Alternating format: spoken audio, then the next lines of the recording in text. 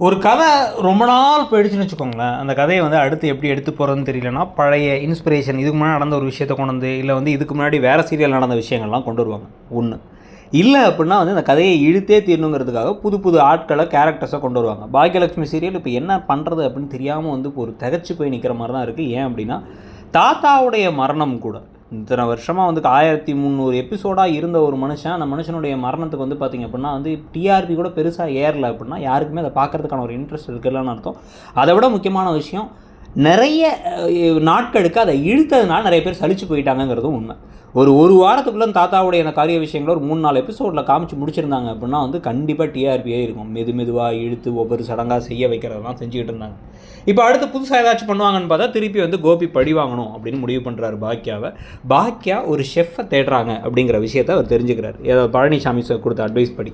So ஒரு chef வேணும் அப்படின்னா வந்து யாரை இது பண்ணலாம் அப்படின்னு இருக்கும்போது கோபி என்ன பண்ணுறாரு, அவர்கிட்ட ஒர்க் பண்ணுற ஒரு ஆள் ஆனந்த்னு ஒரு ஷெஃப்பை என்ன பண்ணுறாருன்னா, நீ நான் சொல்கிற இடத்துக்கு போய் ஒர்க் பண்ணு, இனிமேல் உனக்கு இங்கே வேலை இல்லைன்னு சொல்லிட்டு வந்து பாக்கியாவோட கடைக்கு அனுப்ப.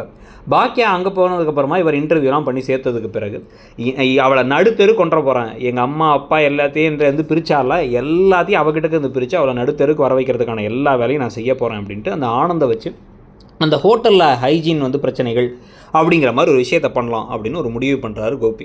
அவர் அங்கே சேர்ந்துட்டேன்னு சொன்ன உடனே என் ஆள் அங்கே தெரிய வேணாம், நீ வந்து ஏதாச்சும் பண்ணி அங்கே வந்து நான் சொல்கிற நேரத்தை கரெக்டாக அவங்களுக்கு பெரிய ஆப்பு ஒன்று அடிக்கணுங்கிறாரு.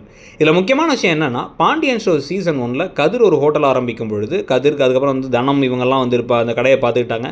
அப்போ வந்து பார்த்திங்க அப்படின்னா வந்து எதிர் ஹோட்டல்காரர் வேணுனே வந்து அவரோட ஆள் ஒருத்தரை இங்கே வந்து ஷெஃப்பாக வேலைக்கு அனுப்புவார், இங்கே வந்து மாஸ்டராக அனுப்புவாங்க.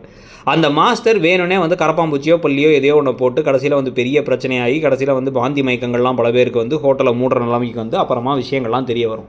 அதே விஷயத்தை அப்படியே திருப்பி கொண்டு வந்து பாண்டியன் ஷோ சீசன் 1 இருந்ததை கொண்டு வந்து வைக்கிறதுக்கு இதில் என்ன க்ரியேட்டிவிட்டி இருக்குங்கிறது நமக்கு புரியல. அதே மாதிரி இதே விஷயத்தை வச்சு இதுக்கு ஒரு ப்ரோமோ வேறு காமிச்சு இதை வச்சு ஒரு 2 வாரம் 3 வாரம் இழுக்க போகிறாங்கன்னா எந்த அளவுக்கு கண்டென்ட் பற்றாக்குறையில் இந்த கதை போயிட்டுருக்கு அப்படிங்கிறதும் தெளிவாக தெரிய ஆரம்பிக்குது.